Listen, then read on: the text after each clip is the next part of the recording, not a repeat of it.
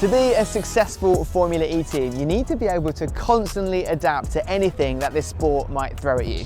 From changing strategy rapidly during a race or unavoidable crashes, it's a constant battle to keep performing. Now the teams will do absolutely everything they can to make sure the drivers are ready before a race, but what happens when something unexpected happens, or there's an emergency, or a driver's injured? That is where the reserve drivers come in. Reserve drivers can often come from other racing series, they can have experience in the sport already, or they can just be young and passionate drivers coming through and looking for a taste of electric racing. They can often be known to help teams with the development of the cars and simulator work too, so therefore can be critical to a team's success even if they don't end up in the hot seat. Someone that did have to step in for the early part of the season in Season 9 was South African racing driver Kelvin van der Linde. After Robin Frijn's injury in the opening race of the season in Mexico, Kelvin jumped into the Abt Cupra to race for the team whilst Robin recovered. Oh no. Are you okay? Oh, pain, man. Pain, okay. Stay in the car. My left arm. I was watching the race and then obviously saw what happened, and yeah, then very quickly my phone started ringing, and a day later, or not even, I was on my way to the simulator preparing for the first race in Diriyah. Now here comes Kelvin van der Linde. Let's see what he's up to. First ever single-seater race this weekend. Apparently fairly nervous. Yeah, it's a rush of emotions, honestly. You know, obviously you want to try keep calm. You don't want to really overthink anything in that moment. You just got to do your job, basically what you're signed up for, and that in that moment was to replace Robin.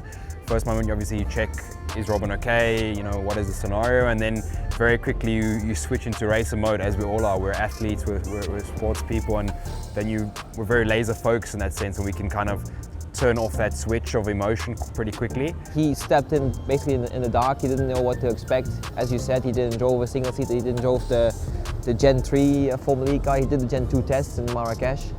But this is basically a complete different beast compared to the Gen 2. So yeah, it's difficult for a reserve driver to jump in halfway the season, even though it was the beginning. All the other drivers are still learning the car, so yeah, definitely it's not an easy position for a driver to be in. He was saying he completely underestimated how difficult this would be. He said on the sim he's up to speed, but you've got to be so online. You can't go in too deep at any point. He's in replacing Robin Frijns, who got injured in the last race. He's actually not watching qualifying live because he's having a checkup at the hospital today. Communication with Robin was limited because he was obviously focusing on his recovery. So Nico kind of took over that role, and it was great because he obviously spent a lot of time in the simulator. We know each other from the past in GT3 racing, so the connection was there, and we were very open speaking from the word go, and that helped me for sure, without a doubt, looking at his data, and yeah, thankful for that.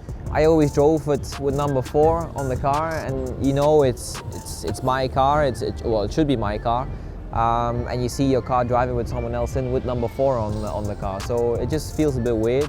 But you just hope that the team does a good job, and you just hope that they are improving along the way, and hopefully they are scoring points. Everyone in the team was happy to have him back. Obviously, I was sad that I couldn't continue my journey, but realistically, that was I wasn't even expecting to do any races this year. So the fact that I got to do 3 was a nice experience and a nice new addition to my CV. It's not outside the realms of possibility for a reserve driver to go on and get a full-time seat in Formula E. In fact, it has happened many, many times in the championship. Sometimes a reserve driver will even spread themselves around different teams in order to increase their opportunities. Now, one driver that's no stranger to that is Norman Nato.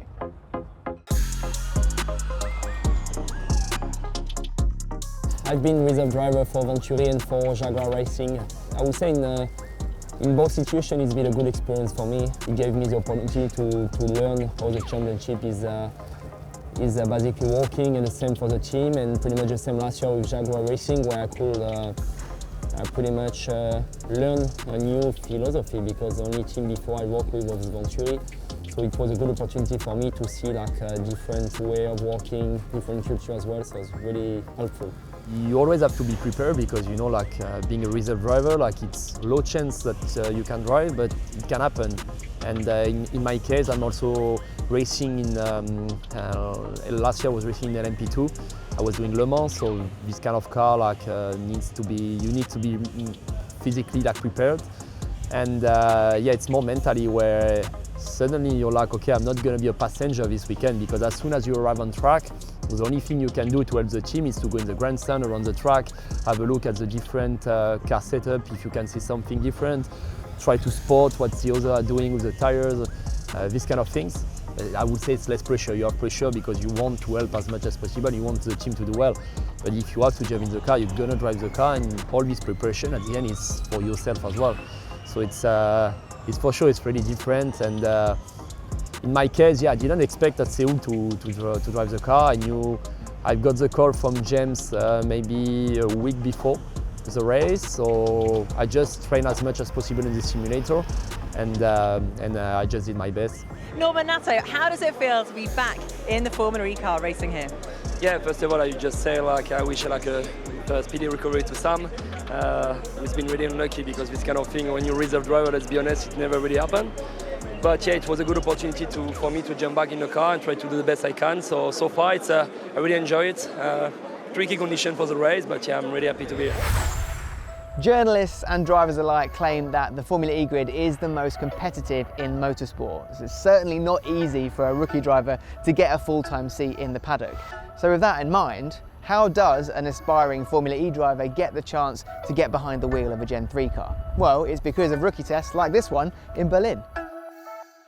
To put it simply, a rookie test is an opportunity for racing drivers to drive the Gen 3, put some laps down, get used to the cars and turn some heads in the process. Since the previous rookie test in 2020, several drivers have made the step up to a full-time race seat, including ex-reserve drivers Sasha Fenestraz and Jake Hughes. Someone this year who is looking to turn some heads is young racing driver David Beckmann. Beckmann also having the added opportunity of racing in Formula E in Jakarta shortly after testing the Gen 3 in Berlin, stepping in for Andre Lotterer at Avalanche Andretti. Yeah, for sure. I think this should be for every at least young driver who's a reserve driver and development driver the goal. To make progress over the season, to help the team a lot, and then one day maybe get the chance to be a full-time race driver. Yeah. How does being a reserve driver help with that goal? I think I do help the team a bit. I'm doing a lot of stuff on the simulator, prepping the sim. So I think overall also on the track I give there my input and my information to the team, and I think that's in the end a positive value for them. Formula E is ready for more competitive action on the Jakarta International E-Prix circuit in Indonesia.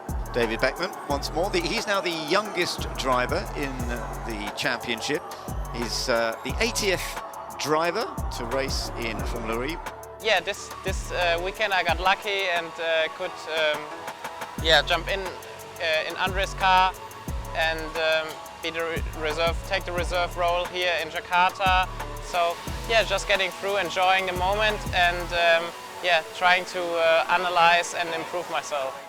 Pretty much ready to go. Just waiting for the flag from the back there. The lights are coming on. Lights out, Formula E is go in Jakarta, and it's a good start from pole man. Max Günther getting in front, and Jake Dennis, as he told us, he thought he might lose that second place to Pascal Wehrlein.